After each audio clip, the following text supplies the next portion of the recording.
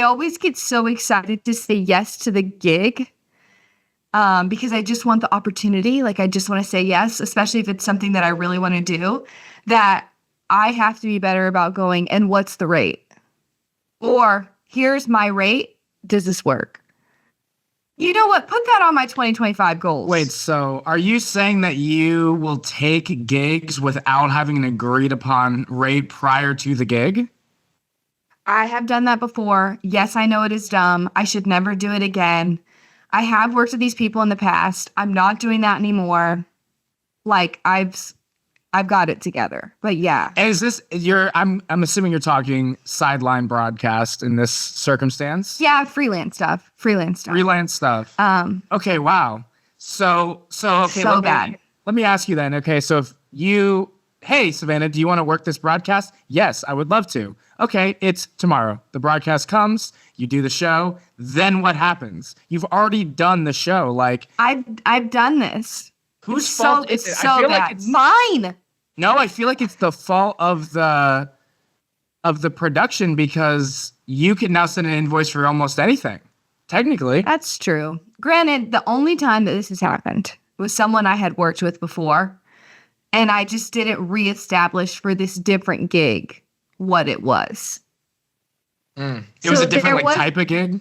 Yeah, so the realm was there. We'd worked together before. Like, the expectation of what this company normally pays me was there, but I was just so excited that I didn't ask.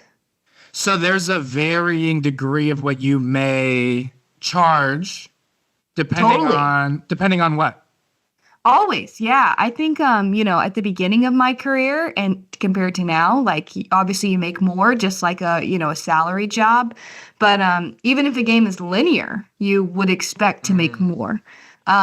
Linear meaning, it's on TV to where it's not streamed. It's not on Plus. It's on ESPN 3, 2, or, the main or CBS Sports Network. That was my first ever linear gig. Yeah. But I feel like at least talent is an easier rate to gauge than like video editing or production, because you can charge that in a billion different ways. What do you like? I'm surprised. I actually feel the opposite as you do. Really? I like the way that video is, and I do a variety of different pricing structures when I charge people for things.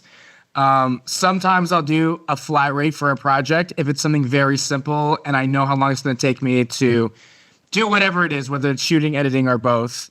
I'm pretty good at being able to like give a flat rate. If it's something that's open-ended, when you get one of those clients that's like, yeah, like I just want something good, like, and they're not really specific, that's when you need to say, okay, like, here's like you can give different proposals of different pricing structures. So one can be by the hour, one can be a flat rate, but like you inflate the flat rate for the sake of like you're calculating in having to spend extra time that like the client may not even like think, because clients want to be like, oh, just a quick, easy.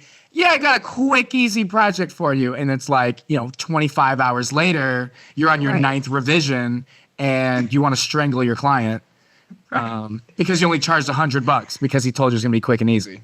Yeah. Also, I remember when we had first started working together, we were in our like full-time job and you were freelancing on the side. One of the things that you told me that you had started doing, that anytime I have like mentored students or worked with other people who work in video production, is for people you don't trust, get half up front. Oh, absolutely. You got to get half, if not all, up front. And I think if you have, experiences where people aren't paying you on time, or, clients are kind of dodgy with maybe submitting their invoices or paying you, let them know, like, hey, man, like, ultimately, I don't want to be the guy that's chasing anyone down for money. That's not right. I don't want to do that. It's uncomfortable for me. Don't make me be that guy. I don't want to be that guy. I don't want to do it. And you don't want to hear from me like chasing down the money. Like, we're adults.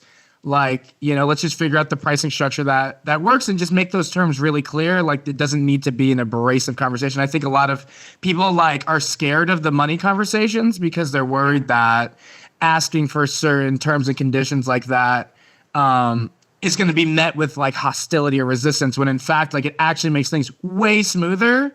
And then you don't have to go into doing the job like wondering, oh my God, am I going to get paid? How much am I going to make? Like, are they going to pay me? Like, you kind of set those terms up front. That's absolutely the way to do it.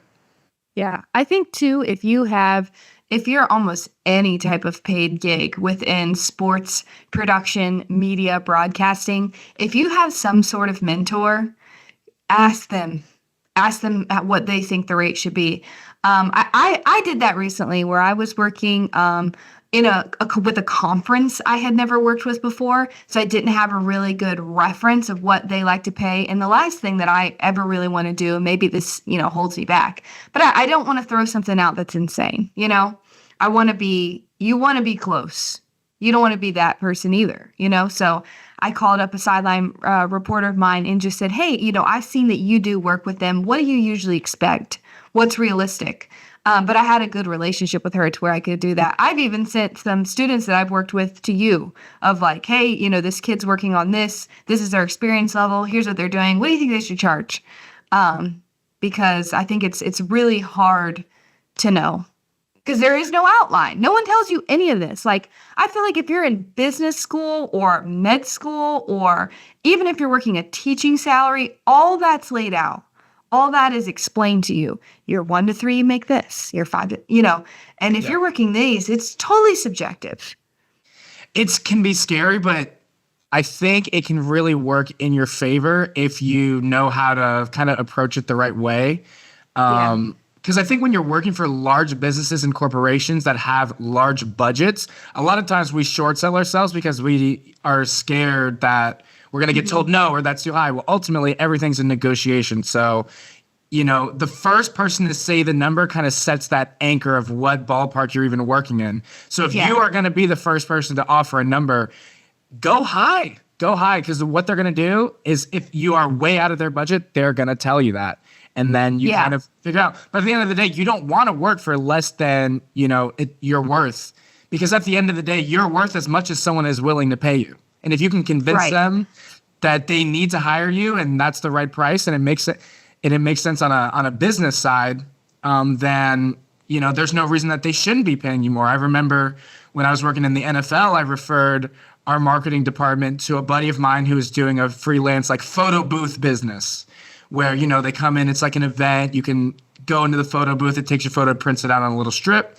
And I want to say the price that they were paid, the amount that they were paid, and the amount that they could have gotten, I think was a difference of like $2,000 to $3,000 for that one night. So wow. Yeah, they charged X and they could have got 3, if not maybe even more than that, because that specific team, obviously it's a team, it's an enterprise, it's $1 billion business. They have big budgets, but, they were kind of like, oh, we're new, we're scared, but I was like, how much money do you guys even have in this? Where I just felt like fear really got in the way of them being able to, kind of make as much as they could have. Hey, thanks for watching this clip. For more on sports media and working in the industry, subscribe to the How to Cook a Goose podcast.